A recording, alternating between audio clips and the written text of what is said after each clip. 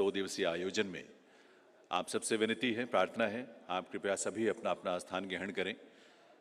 यह आयोजन हम सबके लिए बहुत महत्वपूर्ण है और इस आयोजन में आपकी यहाँ जो उपस्थिति है, इसके अलावा हजारों की संख्या में देश के अलग अलग हिस्सों से वर्चुअल मोड पर जो सिविल सर्वेंट्स हमारे साथ जुड़े हैं, हम सब के लिए आज बहुत ही प्रेरक अवसर है। और ये 2 दिन का आयोजन भविष्य में विकसित भारत के निर्माण में हम सबके संकल्पों को और नई ऊंचाई और नई ऊर्जा देगा।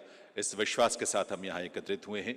आप सभी से प्रार्थना है कि आप सभी अपना अपना स्थान ग्रहण करें और साथ ही मैं आपसे निवेदन करूंगा, आप प्लीज़ अपना मोबाइल फ़ोन जो है वो साइलेंट मोड पर ज़रूर कर लें। स्विच ऑफ कर लें तो और भी बेहतर है, लेकिन कम से कम साइलेंट मोड पर ज़रूर कर लें बंद अपने मोबाइल। और इस अपनी उपस्थिति से इस कार्यक्रम की गरिमा बढ़ाएं और इसे सफलता के अपने लक्ष्य तक पहुंचाने में अपनी भूमिका निभाएं। आप सबका वंदन, आप सभी का अभिनंदन।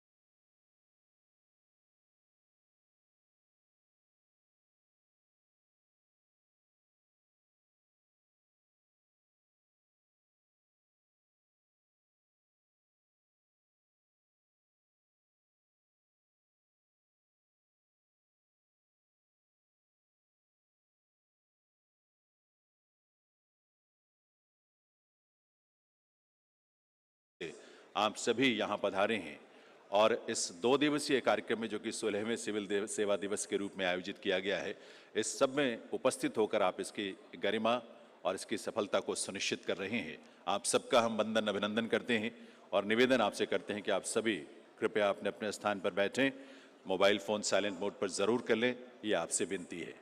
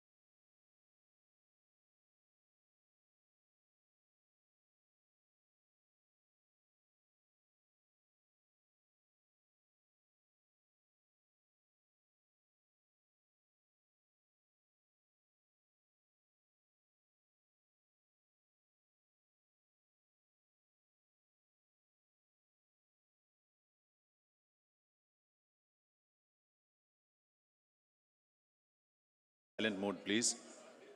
Please ensure that your mobile phone is on silent mode.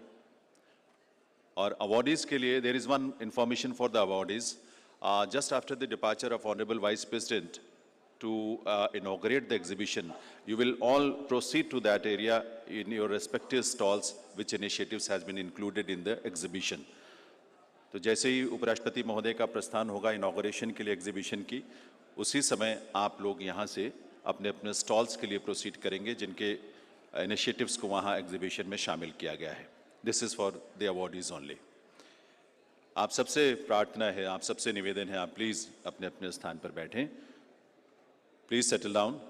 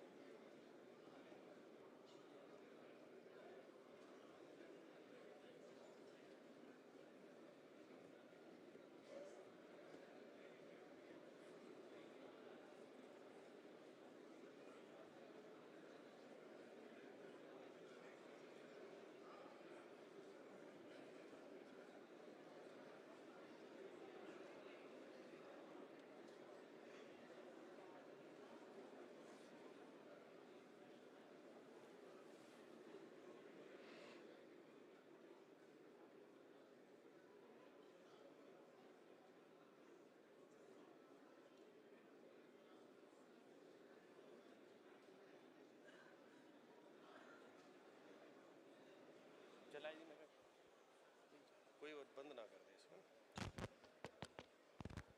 Hello hello hello hello.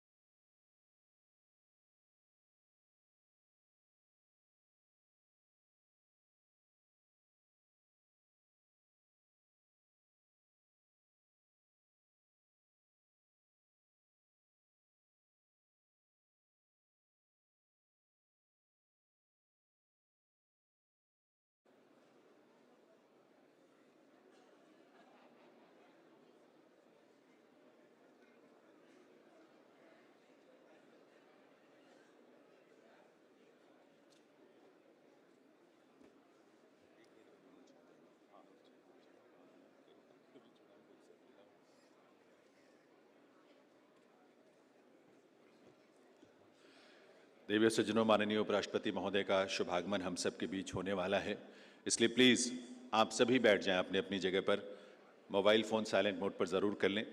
आपको ये भी हम बता दें कि माननीय उपराष्ट्रपति महोदय के आगमन पर हम सब अपने अपने स्थान पर खड़े होकर उनका स्वागत करेंगे और उसके तुरंत बाद राष्ट्रगान होगा. राष्ट्रगान में भी हम अपने अपने स्थान पर खड़े रहकर शामिल होंगे और आखिर में माननीय उपराष्ट्रपति महोदय के संबोधन के बाद एक बार पुनः राष्ट्रगान होगा उपराष्ट्रपति महोदय के प्रस्थान से पहले.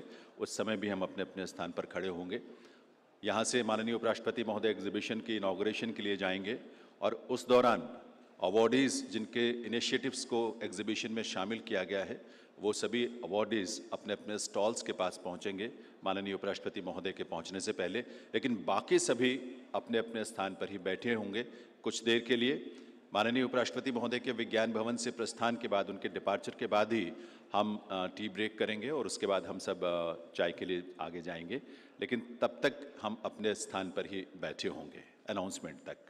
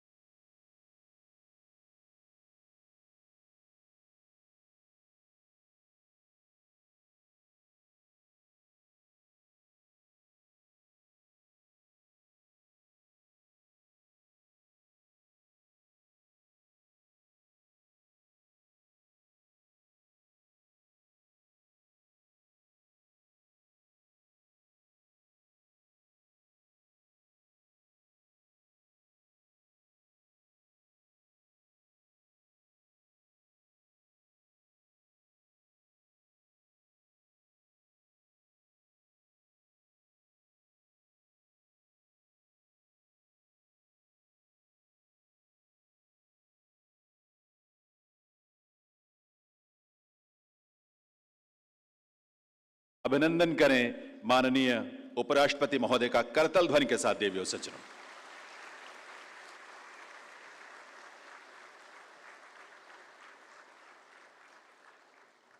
मैं आप सबसे निवेदन करूंगा अपने स्थान पर ही खड़े रहें, क्योंकि अब समय है राष्ट्रगान के लिए, इसलिए आप सभी अपने अपने स्थान पर खड़े रहें।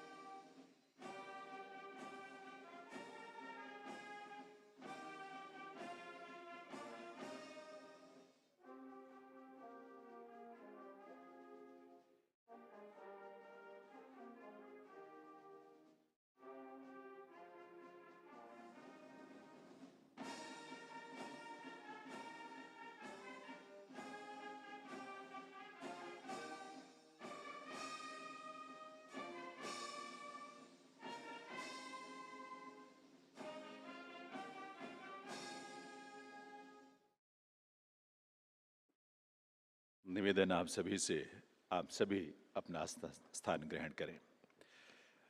देवियों सज्जनों, विकसित भारत को समर्पित 16वें सिविल सेवा दिवस के 2 दिवसीय समारोह के उद्घाटन सत्र में हार्दिक स्वागत अभिनंदन है माननीय उपराष्ट्रपति श्री जगदीप धनखड़ जी का। यह सचमुच हमारे लिए परम सौभाग्य की बात है कि इस कार्यक्रम में मुख्य अतिथि के रूप में आपका शुभागमन हुआ है।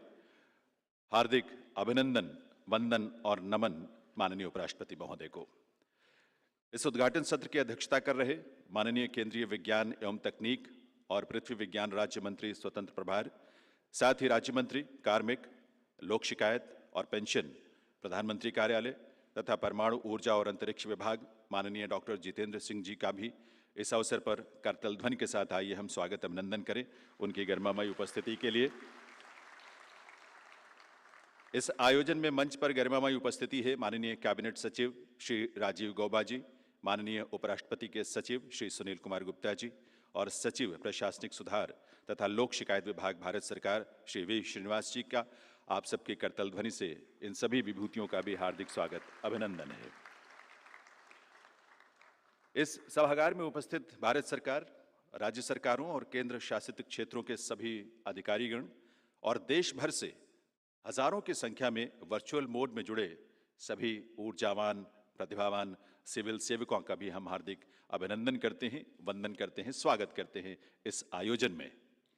मैं निवेदन करूंगा माननीय उपराष्ट्रपति महोदय से, माननीय मंत्री महोदय से, कैबिनेट सचिव महोदय से और मंचासीन विभूतियों से कि वे अपने करकमलों से दीप प्रज्वलन के लिए पधारें। माननीय उपराष्ट्रपति, माननीय मंत्री महोदय और सभी मंचासीन विभूतियों से निवेदन दीप प्रज्वलन के लिए।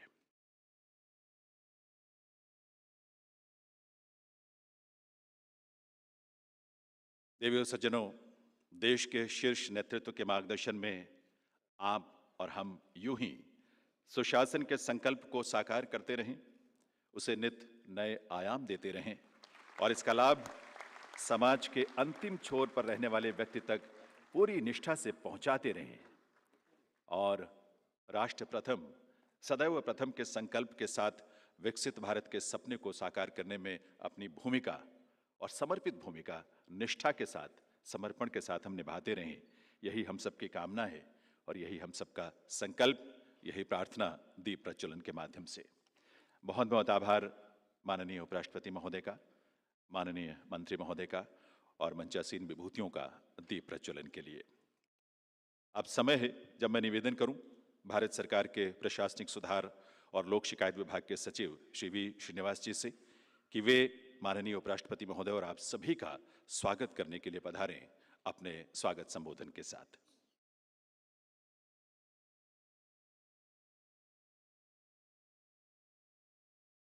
Honorable Vice President of India, Shri Jagdeep Dhankar ji, Honorable Minister of State for Personal Public Grievances and Pensions, Dr. Jitin Singh ji, Cabinet Secretary, Shri Rajiv Gauba ji, former Cabinet Secretaries, Secretaries to Government of India, Chief Secretaries of States, award winners, esteemed colleagues from all services, ladies and gentlemen. At the outset, I would like to extend a warm and hearty welcome to Honorable Vice President of India, Shri Jagdeep Dhankar ji, to the inaugural session of the 16th Civil Services Day events. Sir, your gracious presence inspires us on this momentous occasion as we rededicate ourselves to the service of the nation. I welcome Honorable Minister of State for Personal Public Grievances and Pensions, Dr. Jitin Singh ji, and thank him for his constant support and guidance in all our endeavors. I welcome Cabinet Secretary Shri Rajiv Gauba ji and thank him for his constant guidance and mentorship in the organization of the 16th Civil Services Day and in the timely implementation of the scheme for Prime Minister's Awards for Excellence in Public Administration. It is my privilege to welcome 9,000 officials in physical and virtual mode to the Civil Services Day celebrations commencing today. In his address to the nation on 15th August 2022, Prime Minister set the target of turning India into a developed nation in the Amrit Kal period. The theme for this year's Civil Services Day, Viksit Bharat, Empowering Citizens and Reaching the Last Mile, is most appropriate. Since 2016, Civil Services Day events were structured as two-day events with intense policy deliberations. Today's conference comprises of 2 plenary sessions and 4 breakaway sessions. Collectively, the plenary sessions and breakaway sessions will discuss the essential policy areas in attaining the key objectives of Viksit Bharat.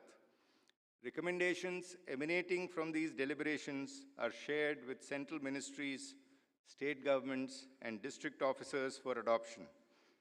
The Honorable Prime Minister will deliver the Civil Services Day address and confer awards tomorrow.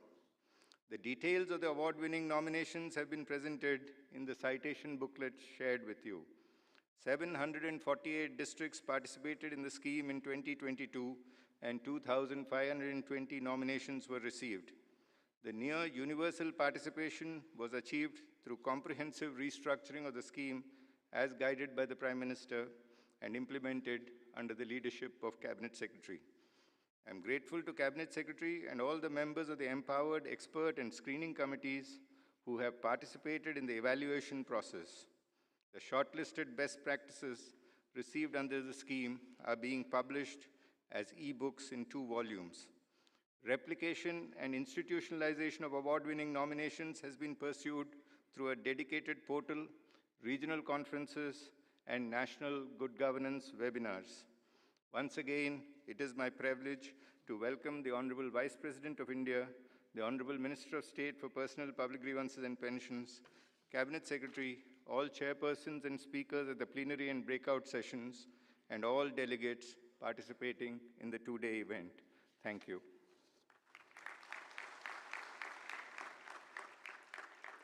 बहुत बहुत आभार माननीय Shri we Srinivas जी का।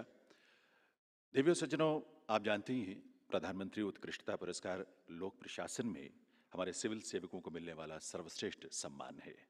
इन पुरस्कारों की यात्रा पर आधारित एक छोटी सी फिल्म हमने तैयार की है। आइए देखते हैं ये फिल्म।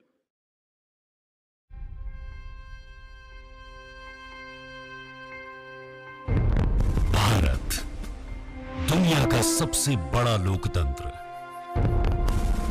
तरक्की के हर दिन नए कीर्तिमान स्थापित करते भारत के अमृतकाल की यात्रा शुरू हो चुकी है। ये सपना बहुत विराट है और इसे साकार करने में सिविल सर्वेंट्स की महत्वपूर्ण भूमिका है। लौह पुरुष सरदार वल्लभ भाई पटेल ने प्रशासनिक सेवा के पहले बैच को संबोधित करते हुए उन्हें स्टील फ्रेम कहा था। वैसे तो 21 अप्रैल 2006 को सिविल सर्विसेज डे की शुरुआत हुई, लेकिन इसे नई दिशा और नया स्वरूप मिला 2014 में वर्तमान सरकार के आने के बाद। पुरस्कारों के लिए कई चरणों में नीतिगत बदलाव के जरिए इसे अधिक तार्किक और रिजल्ट ओरिएंटेड बनाया गया। सिविल सर्विस डे कई वर्षों से मनाया जाता है, लेकिन इस बार कुछ बदलाव करने का विचार आया। एक प्रकार से बदलाव की शुरुआत हुई है। धीरे धीरे ये शेप लेगा कि सिविल सर्विस डे को कैसे मनाया जाए। माननीय प्रधानमंत्री के मार्गदर्शन में कार्यक्रम को 2 दिवसीय बनाया गया। नए स्वरूप में कार्यक्रम के पहले दिन गवर्नेंस, जन कल्याण योजना, बेस्ट प्रैक्टिस पर विशेषज्ञों के अलग अलग सत्र आयोजित किए जाते हैं। इस दौरान केंद्रीय मंत्रियों की भी भागीदारी होती है। कार्यक्रम के दूसरे दिन माननीय प्रधानमंत्री प्रशासनिक सेवा के अधिकारियों को उनके विशिष्ट उपलब्धियों के लिए सम्मानित करते हैं और समारोह को संबोधित करते हैं। वर्ष 2016 में समान भागीदारी का मौका देने के उद्देश्य से राज्यों को 3 श्रेणियों में बांटा गया। पहला, पूर्वोत्तर और पहाड़ी राज्य, दूसरा, केंद्र शासित प्रदेश और तीसरा, अन्य राज्य। प्रक्रिया को प्रभावशाली बनाने के उद्देश्य से नामांकन प्रक्रिया को खत्म कर अधिकारियों से सीधे आवेदन मंगाए जाने लगे। आवेदन प्रक्रिया को सुगम बनाने के लिए DARPG पोर्टल पर एक विशेष वेबसाइट उपलब्ध करवाई गई। कॉम्पिटिटिव कोऑपरेटिव फेडरलिज्म, राज्यों के बीच विकास की स्पर्धा हो, अच्छाई की स्पर्धा हो, गुड गवर्नेंस की स्पर्धा हो, बेस्ट प्रैक्टिसेस की स्पर्धा हो, मिनिमम गवर्नेंस का सपना स्पर्धा के तहत आगे निकल जाने का प्रयास हो। ये जो कॉम्पिटिटिव की बात है वो डिस्ट्रिक्ट में भी फील होना चाहिए कि सिविल सर्विस डे के लिए हम संकल्प करें कि हम भी 2 कदम और जाएंगे। इन प्रयासों का अनुकूल परिणाम भी देखने को मिला है। 2016 में जहां भाग लेने वाले जिलों की संख्या 74 थी, जो महज 5 सालों में 10 गुना बढ़कर वर्ष 2022 में इसकी संख्या 743 हो गई। वर्ष 2017 में इनोवेशन की श्रेणी में पुरस्कार दिए गए। प्राकृतिक संरक्षण, आपदा प्रबंधन, जल संरक्षण, ऊर्जा, शिक्षा और स्वास्थ्य, महिला और बाल सुधार से जुड़ी योजनाओं में नई सोच को मजबूती दे रहे केंद्र और राज्य व जिला स्तरीय संस्थाओं के लिए थे। प्रधानमंत्री ने 2017 के पुरस्कार समारोह को संबोधित करते हुए कहा था कि बेस्ट प्रैक्टिस को अन्य जिलों में भी अपनाए जाने की जरूरत है। DARPG ने अभिनव पोर्टल लॉन्च किया, जिसके जरिए पुरस्कृत अधिकारी अपने अनुभवों को साझा करते हैं, जिसका अनुकरण करते हुए दूसरे जिले भी लाभ उठा रहे हैं। 2018 में पहली बार इनोवेशन की श्रेणी में एस्पिरेशनल डिस्ट्रिक्ट पुरस्कार के नाम से सभी का परिचय हुआ। ये वो जिले हैं जिन्हें सभी महत्वपूर्ण क्षेत्रों में समग्र विकास करना है। 2018 के प्रायोरिटी प्रोग्राम में प्रधानमंत्री फसल बीमा योजना, promoting digital payments, Deendayal Upadhyay ग्रामीण कौशल योजना शामिल थे। वर्ष 2020 में पुरस्कारों के लिए जिले के आर्थिक विकास की दिशा में जिला कलेक्टरों के प्रदर्शन को शामिल किया गया। इसके बाद पुरस्कारों के लिए तीसरा संशोधन 2021 में किया गया, ताकि इनोवेशन, रेप्लिकेशन और इंस्टीट्यूशनलाइजेशन जैसी पहलों के द्वारा कंस्ट्रक्टिव कंपटीशन को प्रोत्साहित किया जा सके। वर्ष 2022 में 2019, 20 और 2021 के लिए 47 पुरस्कार प्रदान किए गए। वर्ष 2022 के लिए इस वर्ष विकसित Bharat, empowering citizens and reaching the last mile की थीम पर 15 पुरस्कार प्रदान किए जाने हैं। 2022 के prime minister awards for excellence in public administration के लिए कुल 2520 नॉमिनेशन प्राप्त हुए। 743 जिलों ने इसमें पंजीकरण और सहभागिता निभाई, जो देश भर के कुल जिलों का 97% है। इंडिया एट 100 डिस्ट्रिक्ट हम 25 साल में कहां ले जाएंगे। हिंदुस्तान में मेरा डिस्ट्रिक्ट नंबर 1 बना करके रहूंगा। कोई भी क्षेत्र ऐसा नहीं होगा कि मेरा डिस्ट्रिक्ट पीछे हो। कितनी ही प्राकृतिक मुश्किलों वाला जिला होगा तो भी मैं करके रहूंगा।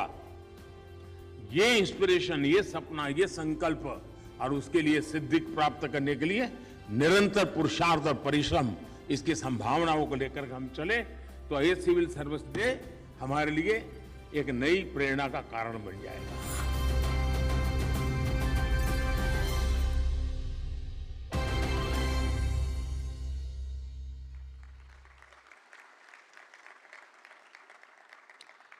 बहुत बहुत आभार आपके प्रोत्साहन के लिए।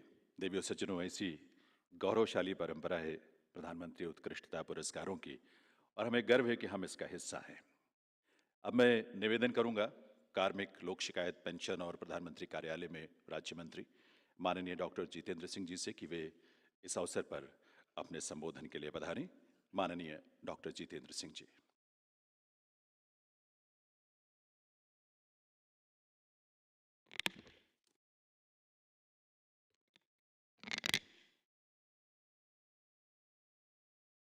Honorable Vice President of India, Shri Dhankar ji, Cabinet Secretary Goyva Sahab, Mr. Sunil Gupta, my colleague in the Department of Administrative Reform, Secretary Mr. Srinivas. सबसे पहले तो हम सबको आभार प्रकट करना है। हम जानते हैं उपराष्ट्रपति जी की दिनचर्या किस प्रकार से व्यस्त रहती है और अनेकों प्राथमिकताएं रहती हैं। उसके बावजूद भी उन्होंने हमारे अनुरोध को स्वीकार किया और कुछ क्षण हमारे बीच बिता करके हम सबकी हौसला अफजाई की। I also use this opportunity to welcome you all on behalf of the Department of Administrative Reforms, also on the Ministry of Personnel. And as has been just told to you by Mr. Srinivas, we are this year celebrating the theme of Viksit Bharat, empowering citizens and reaching the last mile, which has been very close to the heart of Prime Minister Shri Narendra Modi.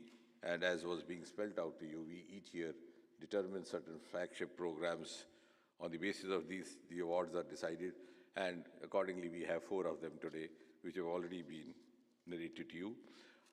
And in that context, I also wish to congratulate the 15 awardees out of the 2,520 nominations or participations which were received. I think I would also have to pat Mr. Srinivas, because if I don't do, nobody else would do. For his constant effort, he's been toiling for it almost the entire year. He's been so passionately focused, and I think he's been sending me WhatsApp messages almost every half an hour to keep me updated. And to the extent that once I gathered the courage to tell him, please also write down which one of the messages do I need to read. Sometimes because it's difficult to read. But that apart, that also is a reflection of the kind of commitment and focus with which he's worked for this occasion. Ladies and gentlemen, the very first group of civil servants was addressed by Sardar Patel in the year 1948, the then Home Minister, because this ministry or this department happened to be a part of the Home Ministry before it came directly under the charge of the Honorable Prime Minister. And later, as was being narrated to you in the film, from 2006, we have been observing this as a Civil Services Day. But why I am saying so is that the most important transformation, like many other things have got transformed as far as governance is concerned in the last 9 years. I think one of the most notable transformations is in the format of the Civil Services Day. Earlier on, it just used to be a ceremonial occasion. We would have civil servants coming here, getting together. It was more of a fellowship. They would recall their memories of Mussoorie, otherwise also catch up with their respective families, recall which batch, you batch, my batch. And then, of course, banquet and go back. And even the awards were decided on the basis of the individual officers' performance of the individual groups. It was soon after this government came in, none less than Prime Minister who gave us the cue, could it be wide-based? And therefore, for the first time, it was decided that we would base it on the basis of a competitive pratiyogita that happened across the country. And first time when we did that, I think it was 2015 or 16, we are very short of time. But still we could manage around 80 districts in a very short span of time, of 2-3 months. And we very proudly went before the Honorable Prime Minister to say that we had actually launched ourselves on the new course and we had so many districts already participating. And I very vividly recall, I think it was Mr. Kothari at that time, the Prime Minister just put up the question. He said, how much does that amount to the percentage? And suddenly that had never occurred to us. We could recall this just about 10% of the entire number of districts in this country. But I'm glad we stand vindicated today. Today we have 94% of participation in this competition this year. And there has been so much of enthusiasm. All the districts, vying with each other to put in their performances, to prove themselves, and also then chasing the department to keep a follow-up of what is the status of their performance assessment happening. And so much of enthusiasm to vie with each other. And therefore, now coming back to what I was saying, when Sardar Patel first time addressed the civil servants, he made a very meaningful observation, and I quote, "Your predecessors have been brought up in the tradition in which they kept themselves aloof from the common run of the people, and it will be your bound duty to treat the common man of India as your own." Much has changed since then. Rather, I would say the change began at the midnight of freedom itself, with the very fact that the collector came to be known as District Development Commissioner. He was known as a collector because he collected revenue for the British Empire. We call him a District Development Commissioner because he is supposed to collect revenue for the welfare state. And thereafter, the accountability has increased, the transparency has increased, technology interface has taken over in a big way. Now we are even heading for the artificial intelligence. And soon after this government came, Prime Minister gave us the mantra, maximum governance, minimum government.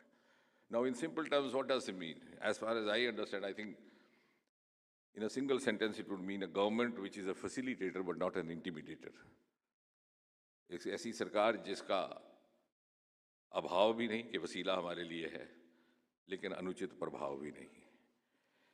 And when we talk of a government like this, it means increased transparency, increased accountability, and most of all, increased citizen participation.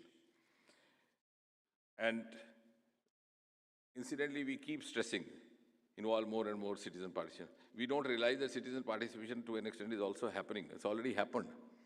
Before we hand over it to the citizens have already taken over. And one of the most striking examples is that of the Swamitva program. conducted by the other department, which also I am associated with, the Survey of India, all the marking, mapping of the lands, the panchayats. Any owner, landowner or farmer can assess that and demarcate his land. And out of my fascination, when I went there to see the pilot project, my first response was, "Ki ab patwari ka kya hoga?" The most coveted job in that cadre has become jobless because everything is now taken over by the citizens. And therefore, we have to prepare for that. And the other hallmark, why I'm saying so, is that which is closely related to this department, is the grievance. The benchmark, one of the benchmarks of transparency, accountability is the grievance. And I have to compliment Mr. Srinivas and his team for having introduced CP grams. Earlier on, when this government came in 2014, we just had about 2 lakh grievances being filed across the country every year. Today, we have over 20 lakhs, 10 times over. And the other day, when we were sitting among the media persons, somebody asked, "Iska matlab hai Modi sarkar ke khilaf shikayaton ki sankhya badh gayi?" As they like to take a punch. So I said, नहीं, इसका जवाब मियाँ गालिब 150 बरस पहले दे गए थे कि जब तवक्को ही उठ गई गालिब, क्यों किसी का गिला करे कोई. You complain, you lodge your grievance where you have an expectation of redressal. Otherwise, you give up the chase. कि साहब ये तो हाथ में आना ही नहीं है इन्होंने. We were prompt. We worked very hard. We ensured 95 to 100% disposal every week. Every Friday evening, we were personally monitoring. I was myself making random calls to some of the complainants. And now we have institutionalized a mechanism where one of our officers sits and virtually, after the redressal of the complaint, calls up the complainant to find out the level of satisfaction. Similarly, Mission Karma Yogi is also one of the components, because if you have to have last mile delivery, as is the theme, you have to be competent for that. So Mission Karma Yogi is one of the novel experiments whereby any officer taking up an assignment, whether it be after empanelment or a transfer, would be able to build in-hand capacity inside him or her for the new assignment. Earlier on, what happened, suppose I become health secretary, then I've been taught to impose the writ of the office. Rightly so, sarkar ka iqbal bana ke rakhna. So I have to pose that I can write a better prescription than a doctor. Next day, get transferred to agriculture, I have to pretend that I know more farming than a farmer. But here, actually, you will have that confidence. Overnight, you can prepare yourself for the new assignment. So I think that's one of the, we have used technology and transparency to bring in also the efficiency of delivery. And the credit goes entirely to Prime Minister Modi. The aspirational district was another experiment of similar nature, where we decided on the scientific basis the indices. Earlier on, what happened? Arbitrarily, some of the districts were declared as backward districts. Here we have indices. I don't have to tell you all because all the collectors are familiar with it. We have one of the sub-themes is also based on that. We have 40-odd indices. You may be good in health, you may be lying down in education, how best you come to the state level and then to the national level, as was being said by the Prime Minister in the short film. So there's a constant competition happening. We have a dashboard which is real-time updated. And it's absolutely objective. And when this aspiration list was declared, since I was also involved in that, the very morning I started receiving calls for none else but my own constituency. कि साहब दिल्ली में बैठ कर के अपनी constituency का एक भी जिला नहीं डाल सके. So why I'm saying so is, by doing so, most of the reforms brought in by Prime Minister Modi are actually also initiating us in a new kind of a political culture, a work culture. So I was at pains to make my own people understand that, look here, gone are the days कि अगर rail के मंत्री बन जाओ तो सबसे पहले अपने गांव में रेल का स्टेशन खोलना है, चाहे कोई पैसेंजर है कि नहीं है. ये ज़माना जाता रहा, सरकार दूसरी है. We go by certain objective parameters.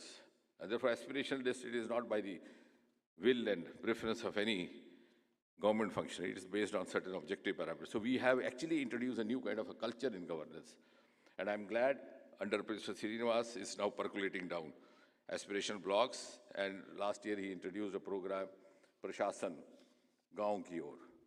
Also good governance indexes up to the district level, already done for Jammu and Kashmir, already done for Uttar Pradesh, so that they also have that same scientific parameter to assess themselves, within themselves, and also vis-a-vis others. Assistant Secretaries, 3 months stint introduced for the first time. Before you go to the respective state cadre, you come here, you have a sense of the priorities of the central government. Also, you have an opportunity to cultivate mentors. And most of all, I have to compliment the Department of Administrative Reforms and team led by Mr. Srinivas for the successful Swachhata 2.0 campaign. I think for the first time, the realization dawned, not only in the government circles, but also in the society, that Swachhata could also fetch you money. The Swachhata campaign carried out last year just for 1 month could get rupees 370.83 crore, which was deposited in the state exchequer. I think that deserves to be clapped so that you remember it. And you can do it in your respective districts. And how did this happen? No, I'm not asking for clap for myself, but clap for the money, this new discovery. Because we had a lot of electronic scrap. Computer खराब हो गया, नया डाल दिया हमारे tender ने. Typewriter खराब हो गया तो मैं सुबह गया तो नया टाइपराइटर आ गया. तो पिछला कहाँ गया कोई पता नहीं. So there was huge junk, electronic junk. Mouse है तो स्क्रीन नहीं है, स्क्रीन है तो माउस है. सब कुछ है तो कीबोर्ड नहीं है. मोबाइल है तो उसका स्क्रीन नहीं है. स्पीकर है तो हियरिंग डिवाइस नहीं है. जब सब वो इकट्ठा कर करके एक मार्केट में दे दिया गया, privately he can give you the address also where it is assembled, because they are assembling and preparing new gadgets. And this is how this huge revenue was generated. When we spoke about it, many of the people from the society, including women folks, said कि हमें तो मालूम ही नहीं था बच्चों ने इतने सारे मोबाइल फेंक के रखे हैं हमारे घर में. So this is a new kind of introduction which has been done. That's why many of these governance reforms are also actually social reforms. And besides this amount, 89.85 lakh square feet was cleared, which is all full of junk lying over there. The corridors blocked, even lanes choked with junk. So much of land has been cleared. And I think in a separate session, I'm sure we'll have in 2 days, you would see what innovative creations have come up there. Some of them have brought up restaurants over there. Some of them have brought up gardens over there. There's a huge land. I mean, this is land which will sell like anything in the commercial market. And most of all, that the online experiment conducted by this ministry and also ARPG has been so successful that when COVID struck us all of a sudden, none of us were prepared for it. I have the confidence, and also I'm proud to say that at least in this ministry and this department, our work did not suffer even for a single day. Rather, the output sometimes was even more, because our colleagues were working even on the weekends, on the holidays, which they normally would not do. And one of the officers said the new dictum should be maximum output, minimum attendance, because 50% of them were working from home. And to tell you, give you an instance, in the Information Commission, which is also associated with this ministry, in one single month of June 2020, when we were at the height of the COVID pandemic, the disposal of the RTI applications were higher than the corresponding month of June 2019, the non-COVID times. Because the online functioning was so prompt, it saved time. And therefore, before I conclude, now we are into the exercise of preparing in the same department, Vision 2047. And for that, I think it's not an easy task, because we tend to look at 2047 through the prism of 2023. But there's going to be so many important. The other day I was saying, first of all, we'll have to determine what would be the role of a civil servant, how much would be the role of civil servant, or whether at all there will be a role of civil servant. Everything would be taken up by the citizen and the artificial intelligence. So as Churchill once said, the longer you look back, the further you look forward. I think the easiest way is to look back 25 years back.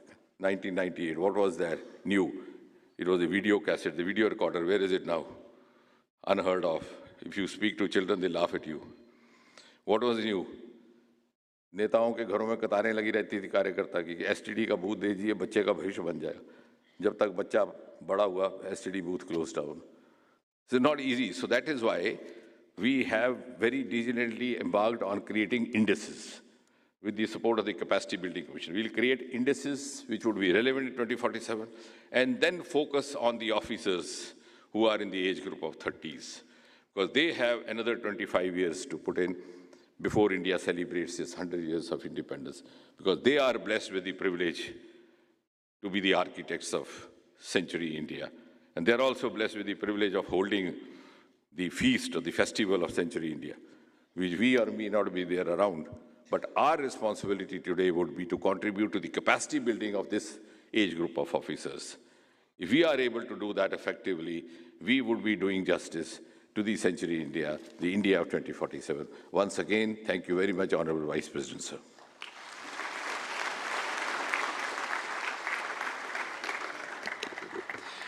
बहुत बहुत आभार माननीय doctor Jitendra Singh ji का उनके प्रोत्साहन और उनके प्रेरक संबोधन के लिए।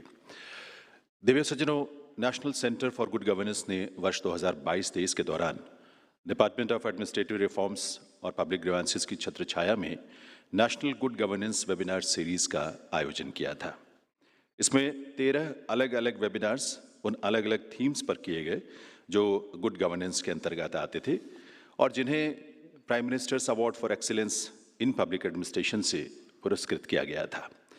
उसी वेबिनार सीरीज के कंटेंट को कंपाइल करके एक पुस्तक का रूप दिया गया है। मैं निवेदन करूंगा माननीय उपराष्ट्रपति महोदय से कि वे अपने कर कमलों से रिमोट का बटन दबाकर इस पुस्तक का डिजिटल विमोचन करने की कृपा करें।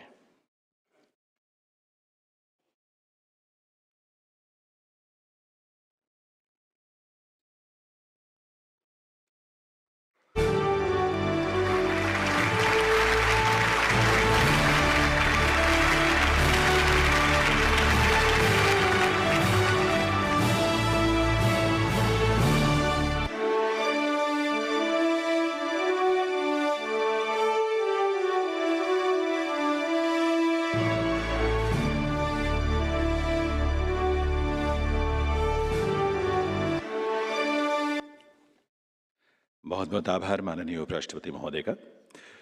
दिव्य सज्जनों, आज हम सब के लिए बहुत गौरव की बात है कि ऐसी विभूति जिनका विधि, संसदीय और सार्वजनिक जीवन में गहन अनुभव और महत्वपूर्ण योगदान है, ऐसे माननीय उपराष्ट्रपति श्री जगदीप धनखड़ जी हम सब के बीच मुख्य अतिथि के रूप में विराजमान हैं।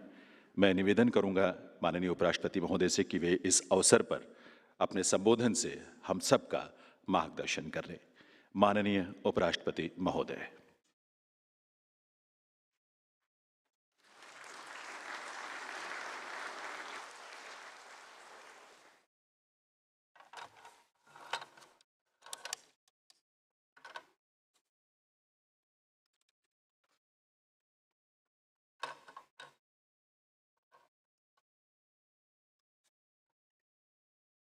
Very good morning to all of you and my greetings.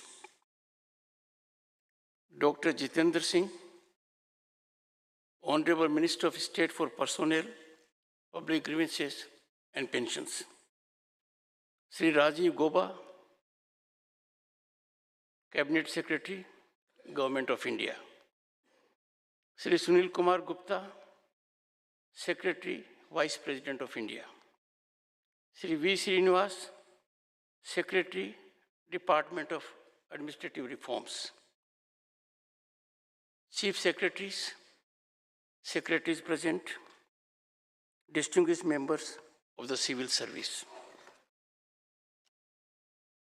Civil Services Day is an occasion for civil servants to rededicate themselves to the cause of citizens and renew their commitments and excellence in work. This is of considerable significance for the nation, reminding us all of the spinal role this class in administration and development journey of our country. Indeed, an honor and privilege to be part of this seminal occasion, an opportunity for the central government to evaluate the work of various departments and equally for the civil service to reflect, to enhance its contributions. Such self-auditing is highly productive. It was On this day in 1947, the Iron Man of India, Sardar Vallabhbhai Patel, referred to the civil servants as the steel frame of India. The executors of the policies of the government of the day, a pillar on which the wheel of governance that churns policies and programs for the country. Vision of the Sardar, the unifier of modern India, continues to inspire and motivate civil servants, as also all of us, across the country to make exemplary contributions for the nation. It is our collective dharma to always keep the interest of Bharat uppermost. We all are proud Indians and must take pride in our astounding accomplishments and growth, as also our civilizational ethos that date thousands of years ago. Our global image at the moment is the highest ever. The world today awaits voice of Bharat on global issues. Prime Minister Narendra Modi's statement in 2020, I quote, "The age of expansionism is over. This is the era of development," unquote. And in 2022, quote, "Today's era is not of war," unquote, became voice of the world, defining our global stance. Nation always first has ever to be our guiding principle. Those out of line need to reflect and revisit their thought process, as anything otherwise will be antithetical to our nationalism. Friends, privileged in availing this opportunity to connect with the world's most potent human resource, repository of enormous talent and expertise, you all are commendably engaged in transforming lives of 1/6 of the humanity. As a class, you are role model to millions and powerful influencers for effecting change and growth. Your positioning is on merit, evaluated by the most stringent selection process. It is beyond any largesse or patronage. It is known scenario that even after succeeding in the toughest exam, the fiscal benefits of civil servants are not comparable to the alternatives available. However, there is something unique and special about civil services that make it envy of your peers in the alternatives. It affords you sublime and godly opportunity to serve the people and bring about upliftment. You are significant stakeholders in ensuring progress of the nation and so positioned to improve the lives of our citizens. You are the most visible and effective agents of change that is dotting our landscape. Civil service is the backbone of our government and plays a crucial role in smooth running of the nation. You in Amritkar, and some of you, are warriors of 2047, laying foundations that will shape Bharat when it celebrates its centenary of independence. In recent years, to enhance work efficiency of civil service, series of steps have been taken, securing increased flexibility in mechanisms and modalities of implementation policy directives, rationalization of multiplicity of accountability, and firm defining of goals and benchmarks to be achieved, thereby providing a clear perspective vision that is quintessence of any development. Friends, incorporation of Section 17, capital A, in the Prevention of Corruption Act, 1988, in 2018, is a step in the right direction. It now regulates investigation of issues as regards the recommendations made or decisions taken by public servant in the discharge of official functions and duties by providing prior approval of the concerned authority for investigation. This also affords the civil servant play in the joints. This enhanced assurance in decision-making is already generating exponential growth and results. The theme of this year's Civil Service Day is indeed very apt. Viksit Bharat, aimed at empowering citizens and reaching the last mile. The theme underscores the government's firm resolve and commitment to achieving a more equitable and prosperous India for all its citizens by engaging in inclusive growth. Civil service is the fulcrum for achieving Viksit Bharat. Through its commitment to achieve Sankalp to Siddhi, this theme is reflection of the preamble of our Indian Constitution that seeks to secure for all citizens justice, liberty, equality, and fraternity. A soothing scenario. The nation is fast marching on this path with your momentous contributions. 2 plenary sessions and 4 breakaway sessions will for sure afford an opportunity of meaningful interaction and exchange of ideas. There will be enough, and I'm very confident about it, enough take home for you all from the discussions and deliberations that will contribute significantly to the ongoing efforts of various ministries. Chintan Shivers, well thought out mechanism where ministries, departments engage at all levels to bring a whole of government approach have been rewarding experience. Such a self-assessment and auditing enhances transparency, accountability in system operations.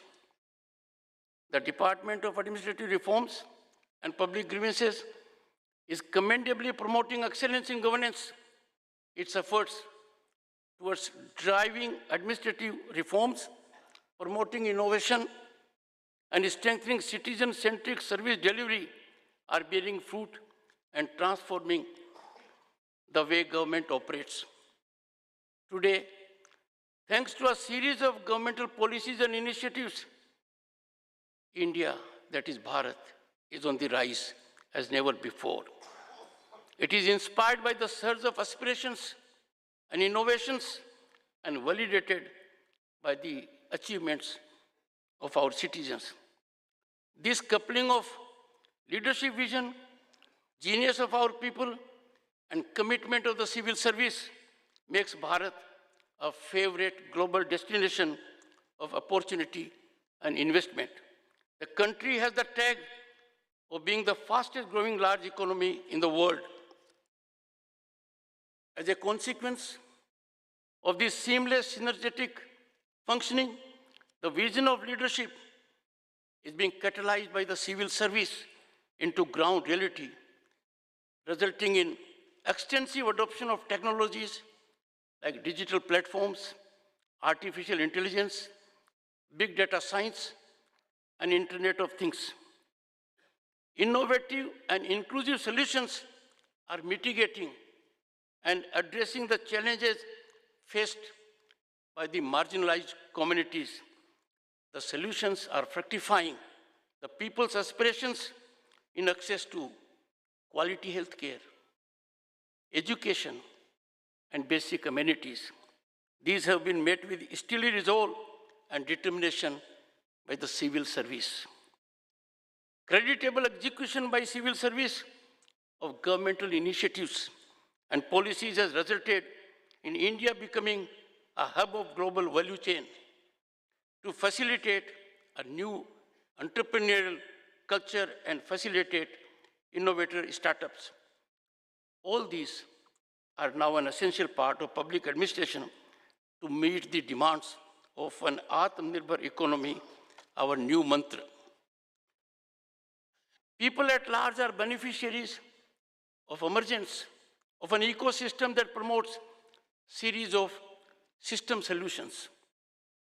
Minimum government, maximum governance, direct benefit transfer, shift from rule to role, citizen centricity, transparency and accountability in public service delivery are your greatest of attainments. Like our polity, civil service composition is continually getting more representative, encompassing all societal segments. Some in foreign countries are yet to contend with it, and they think it is not so. But the change is so dramatic, so revolutionary, that it can be felt in every geographical area of our country. Now, young talent from remote villages, from humble families, from marginalized communities is joining the civil service. These young people have closely seen for themselves the positive role that public administration plays in eradicating poverty and improving chances of realizing their full potential.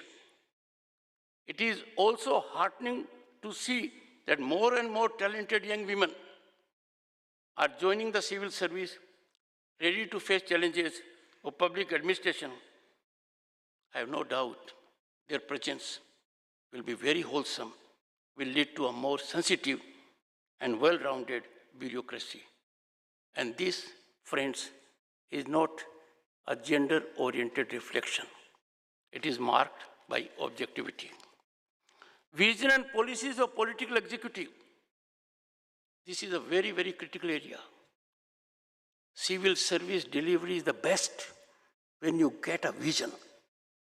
So vision and policies of political executive are quite essential to optimizing your performance and exploitation of your talent and potential.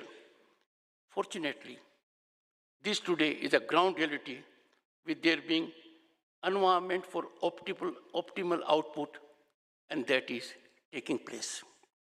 With steadfast and visionary leadership and stable governance at the helm, there is emergence of wholesome ecosystem in recent years, enabling unleashing of bureaucratic prowess in expeditious execution of policies.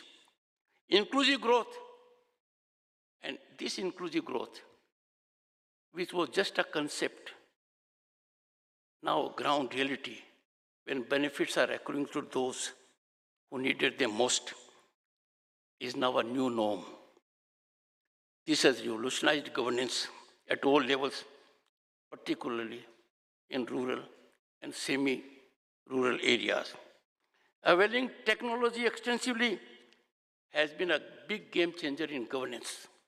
Its impact is being felt in every walk of life. CoWIN portal for vaccination success has been acknowledged globally, and I have felt the warmth of it on my 2 visits abroad.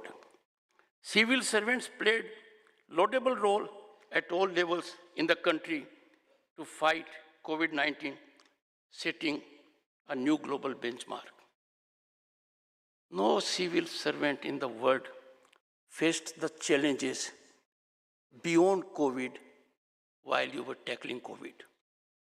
Yet, you brought about great success and laurels to the nation.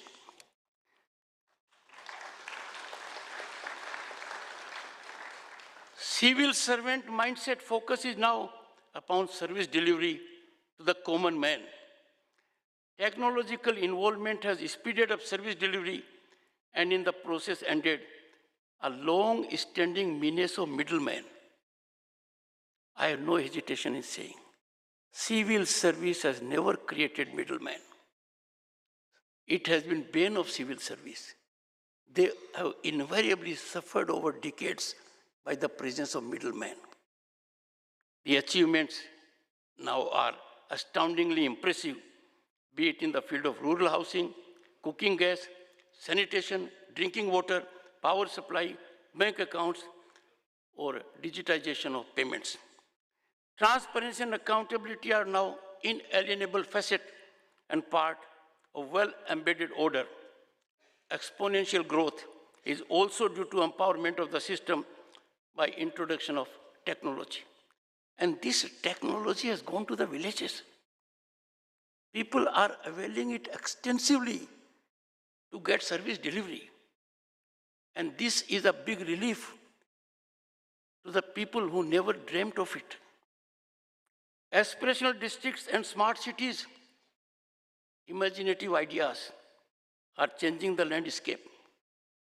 I was so happy and delighted to note that a district where a district magistrate would not like to go in that position is now a hot favorite destination because it is aspirational district.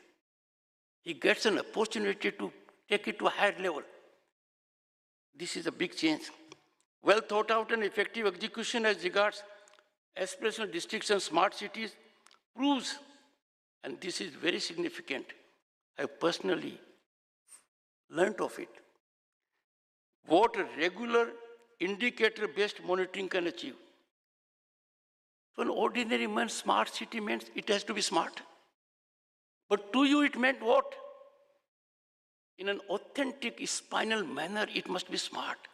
That is, young people and others living there must have access to that kind of technology and facilities which were taken once to be exclusive and preserved of the metros.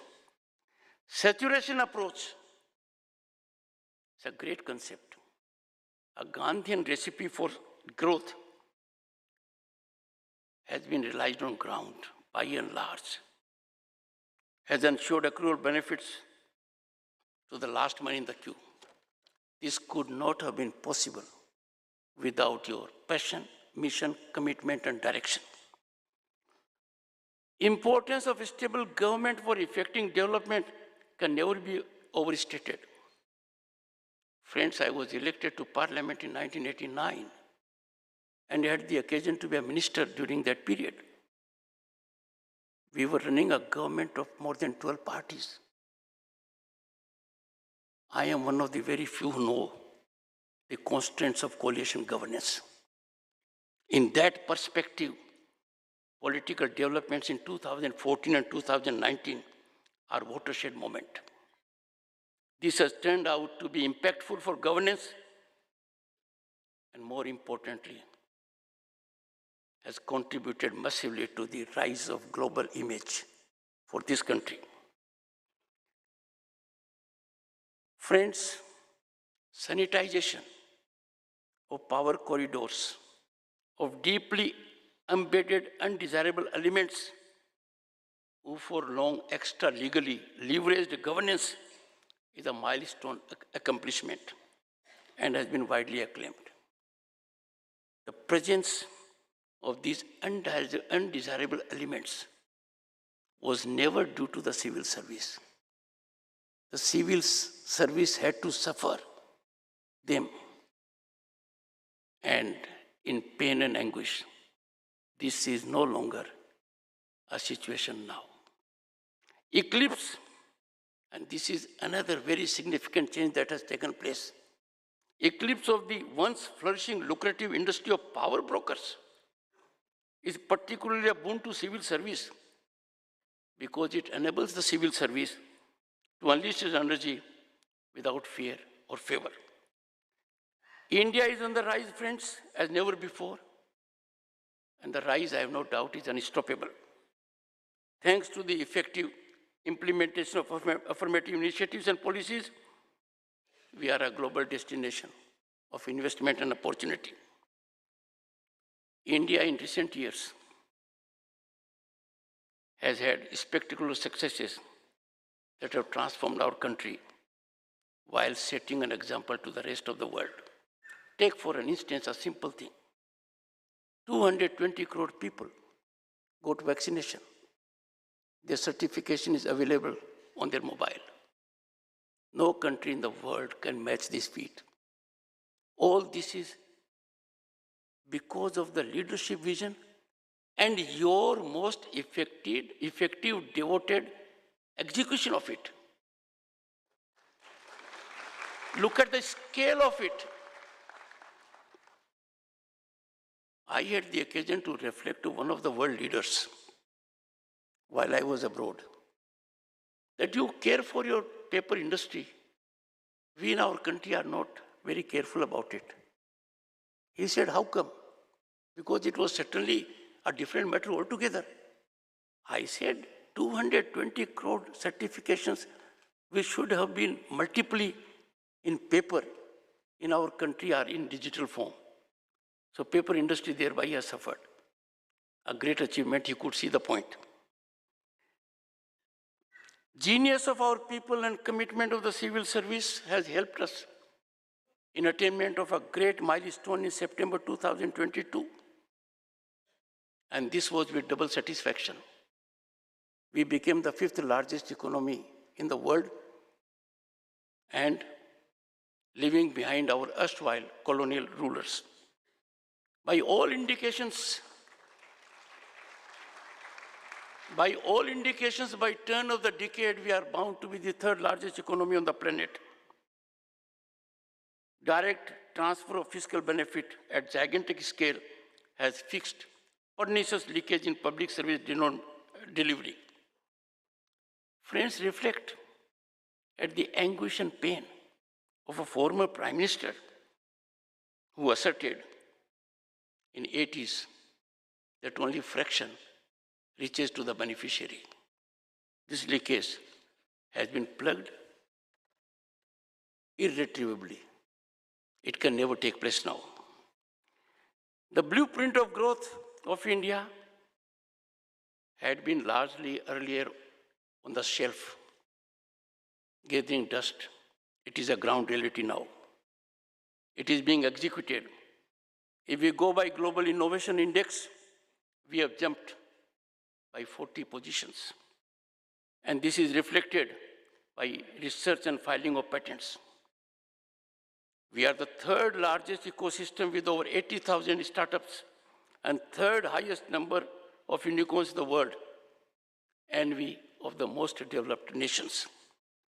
Such a phenomenal incremental growth trajectory is outcome of a series of affirmative steps and initiatives, as also evolution of ecosystem enabling our citizens to fully exploit their talent and potential. Friends, this is just not on paper. These are just not words. Now every young mind is enabled by virtue of this ecosystem to exploit his and her talent to the best of capacity.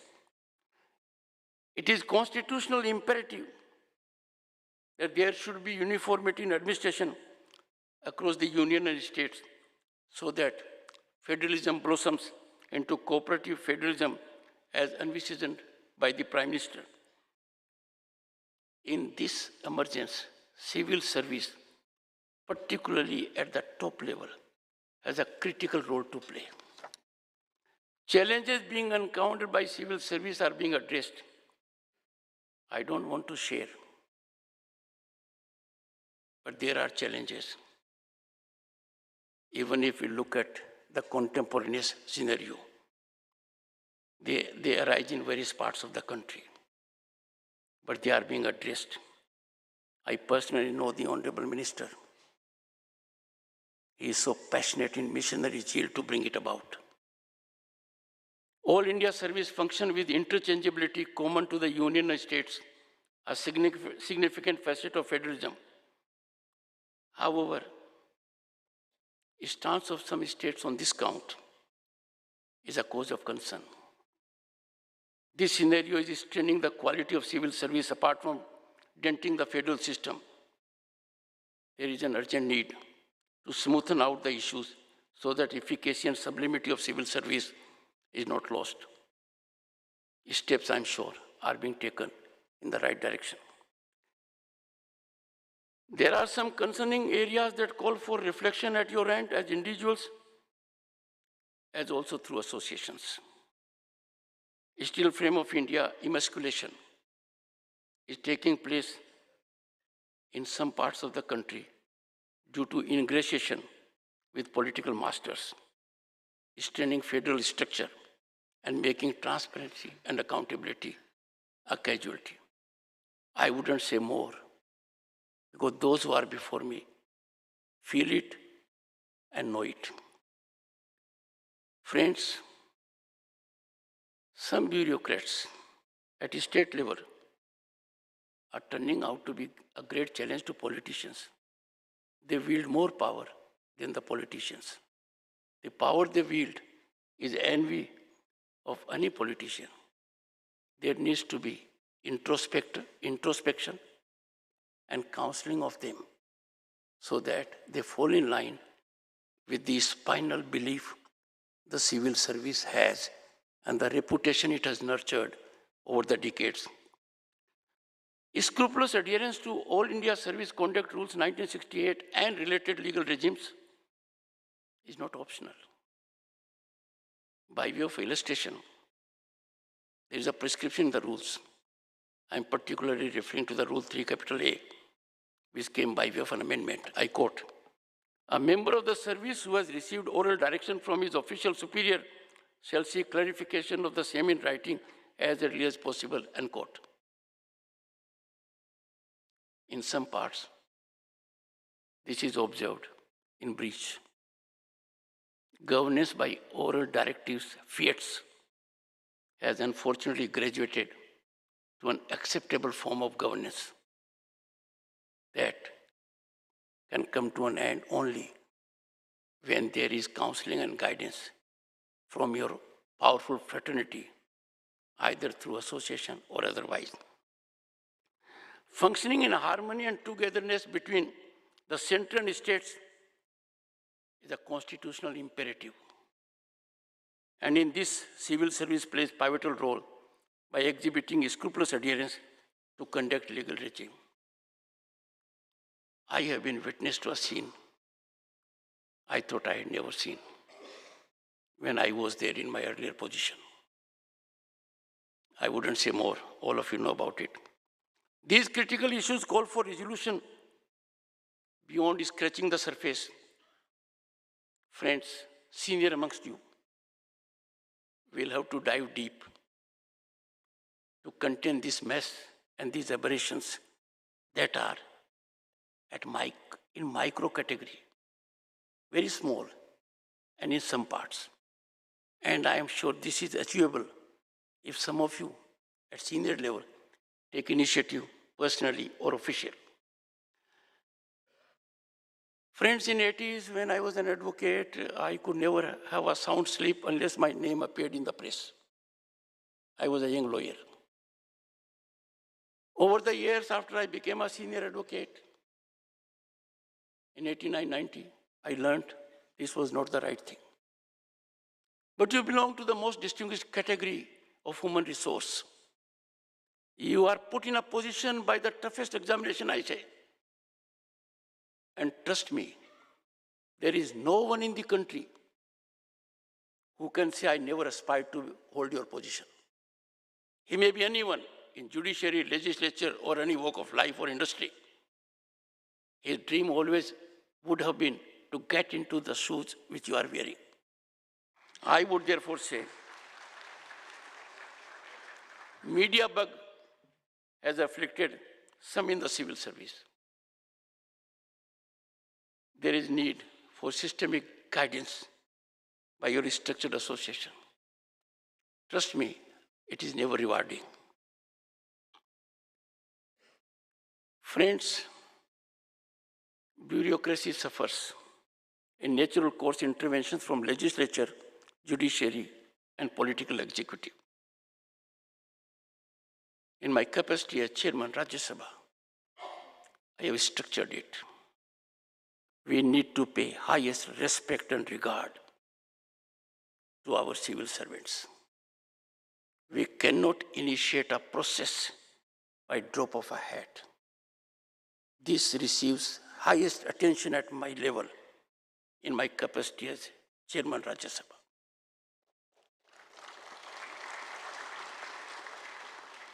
The institutions are expected to act in harmony. They can't be in confrontation. They can't be in complainant mode. They have to be in collaborative form. We all must work towards it. Doctrine of separation of powers, gifted as you all are intellectually and otherwise, has to be observed if our democracy has to blossom and sustain. I leave it at that.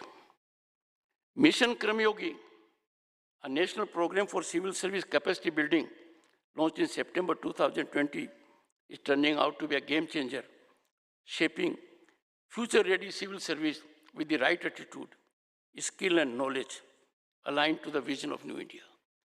And it is impacting even people who are at the lower rank of working for the government. Their capacity is being enhanced. They are being motivated, inspired. And when this has happened, you will see a different kind of smile on their face. That the system is helping them to improve themselves. It is in the fitness of things that PM Awards for Excellence in Public Administration have been revamped with a new approach in 2021 with the objective to encourage constructive competition, innovation, replication, and institutionalization of best practices. In the film which you saw a little while ago, the Honorable Prime Minister impressed on it. This program can't be ritualistic. These 2 days, these 48 hours will define what India will be in coming years. This is the most significant investment of time to enhance productivity and growth of the nation.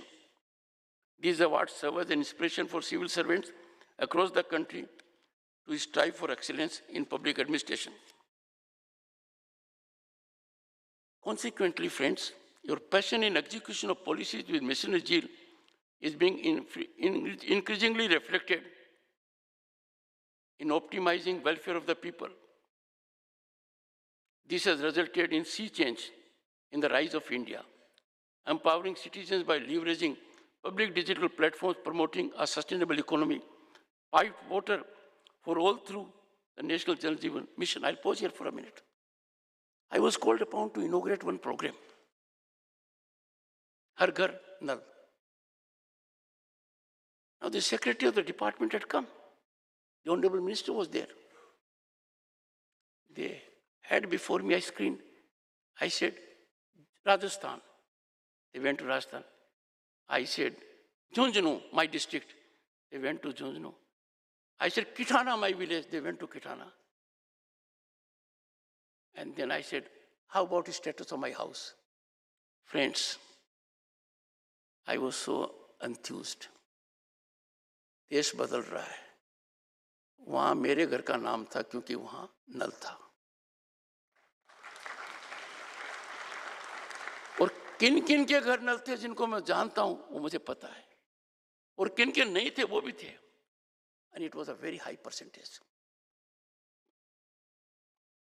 Holistic health for all through PM Jan Arogya Yojana.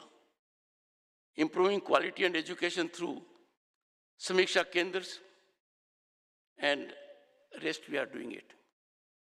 Just take a simple illustration, how economy gets transformed. Ayushman Bharat.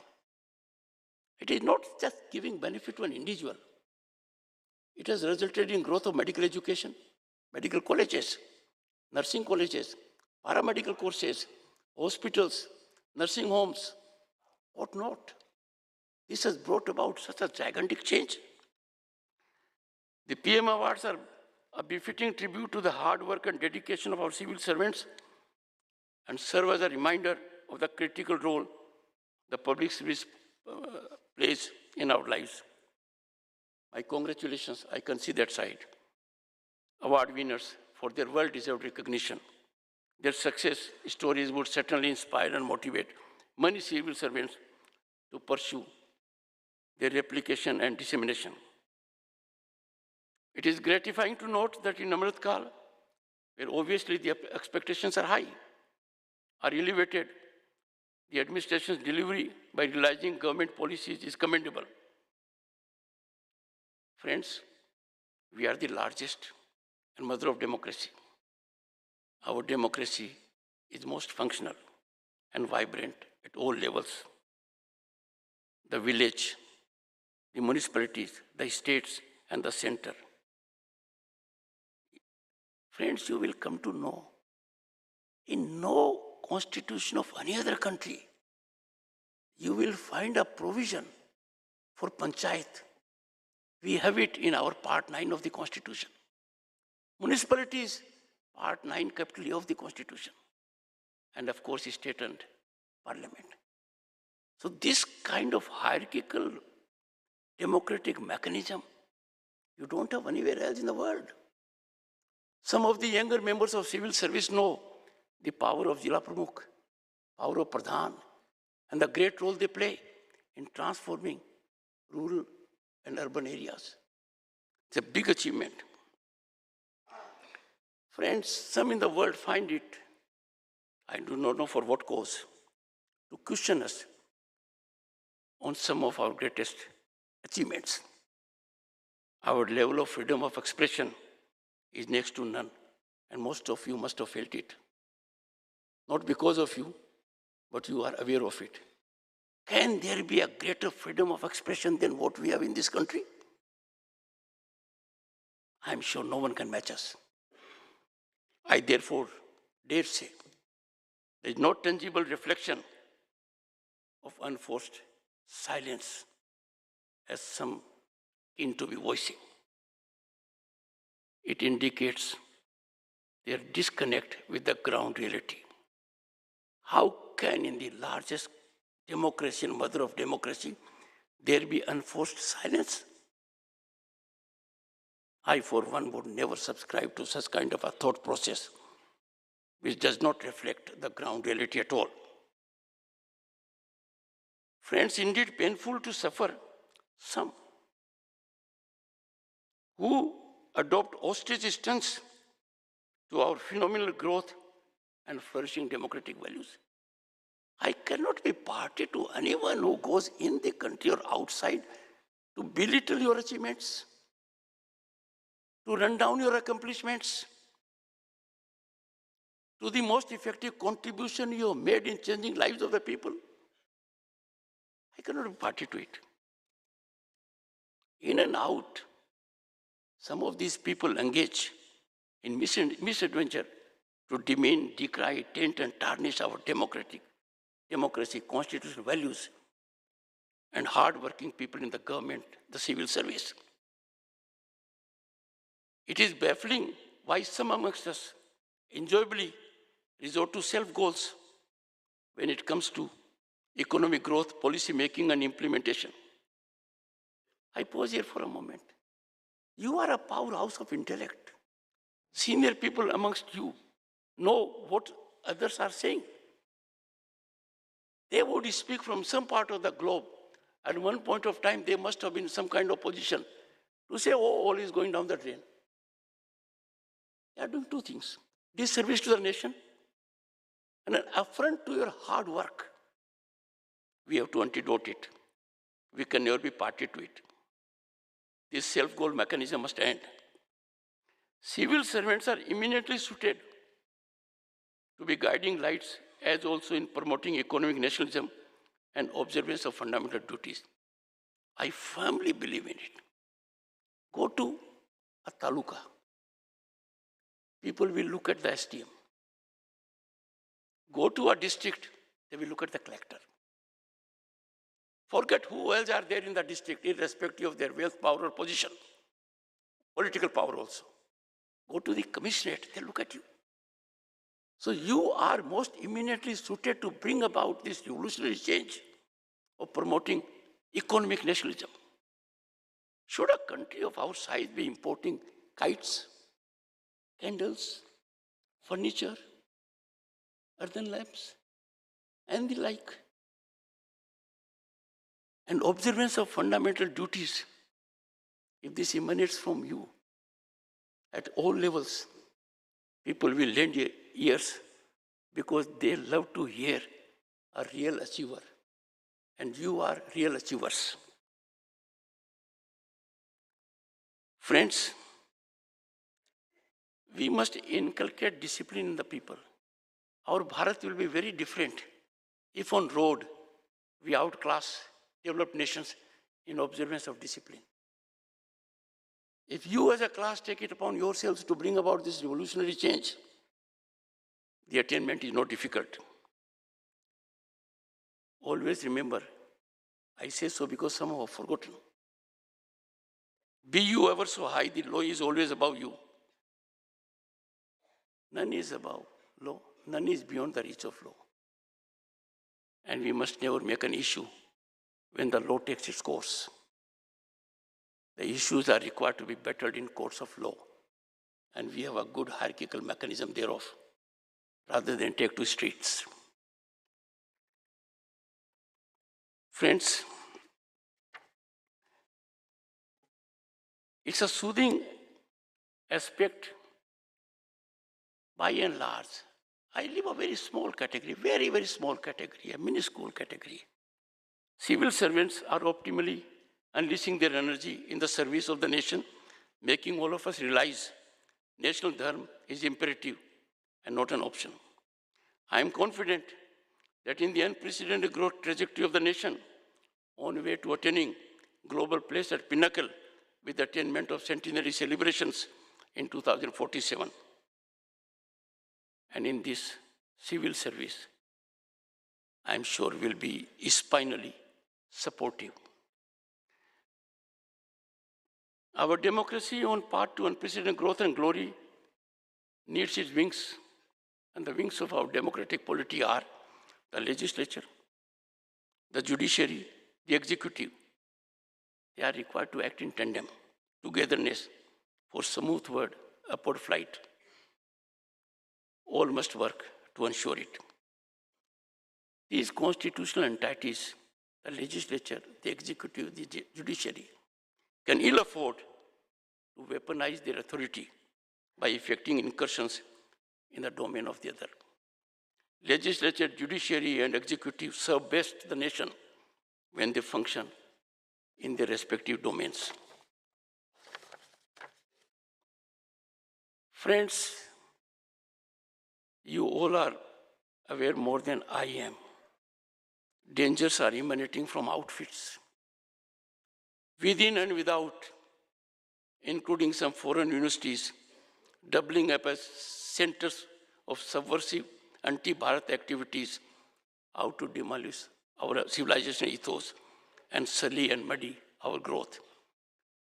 Disturbing insights in the hidden agenda of the so-called elites in India is alarming and unfortunately getting reflected in our constitutional institution working. I cannot imagine a more elitist group than the one before me. It has only to be recognized. We have developed a system in our country, friends, where iconic status is accorded on parameters that are baffling. We can't allow just anyone to calibrate and recalibrate and assess functioning of our bureaucracy, our policies, or vision of our leadership. We know what is under our ground. Someone has not to tell about it. Friends, I have no doubt it is the responsibility of the Parliament to safeguard India's national sovereignty and cultural integrity from any kind of threats, internal or external. Have my assurance, and I say it with emphasis, before the August audience, Parliament alone is in charge of legislation and competent to enforce it. Legislation is exclusive preserve of the Parliament, the most authentic reflector of the mindset and will of the people at large. It is not optional, it is not negotiable, and that shall not be allowed to happen. Under our constitutional scheme, neither the judiciary nor legislature can emerge as powerful political actor. This is best left to the political class. We should not make an effort in an area which is beyond us. Friends, I share the joy and concurrence of millions of our countrymen when I assert we have full trust and belief in your intellect and capacity to reach and outreach as the most potent influencers to neutralize anti-Bharat narratives and to effect execution of policies of the government and visionary leadership. I seek to conclude by reminding you all of reflections of Dr. B.R. Ambedkar, and these reflections were imparted by father of our Indian Constitution in his last speech to the Constituent Assembly. And the last speech is always the most important. Till that time, I quote, "What perturbs me greatly is the fact that not only India has once before lost her independence, but she lost it by the infidelity and treachery of some of her own people. But this much is certain, that if the parties place creed above country, our independence will be put in jeopardy a second time and probably be lost forever. This eventuality we must all resolutely guard against. We must be determined to defend our independence with the last drop of our blood," unquote. I beseech all of you to bear in mind these very significant observations of Dr. B.R. Ambedkar and continue on a path where India is gifted with visionary leadership and powerful bureaucracy. Nothing is beyond our reach because our recent accomplishments have so demonstrated. Jai Hind, Jai Bharat.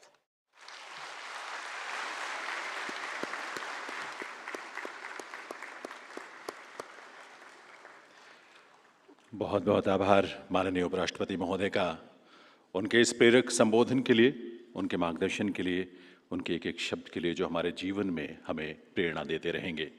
महोदय, आपके शब्द नए भारत, आत्मनिर्भर भारत और विकसित भारत के निर्माण में हमारे संकल्पों को और मजबूती देंगे, ये विश्वास हम सबको है। और इसी विश्वास के साथ आइए हम सब अपने अपने स्थान पर खड़े हों राष्ट्रगान के लिए।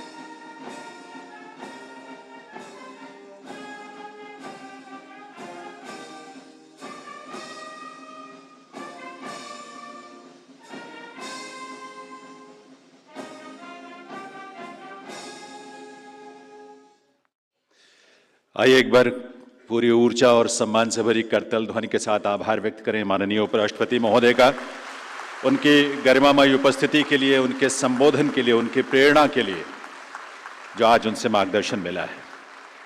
साथ ही आभार डॉक्टर जितेंद्र सिंह जी माननीय मंत्री महोदय का, माननीय कैबिनेट सचिव श्री राजीव गौबा जी, माननीय उपराष्ट्रपति महोदय के सचिव श्री सुनील कुमार गुप्ता जी और मंचासीन विभूतियों का आभार। जैसा कि आप जानते हैं कि अभी एक एग्जीबिशन माननीय उपराष्ट्रपति महोदय उसका उद्घाटन करेंगे। अवॉर्डीज जिनके इनिशिएटिव्स को वहाँ डिस्प्ले किया गया है, they will reach there to their respective stalls. आप सभी से रिक्वेस्ट है सिर्फ 5 मिनट के लिए अभी अपने स्थान पर ही बैठें और उसके बाद हम सब चाय के लिए प्रस्थान करेंगे, लेकिन अभी सिर्फ 5 मिनट के लिए please remain seated for 5 minutes only.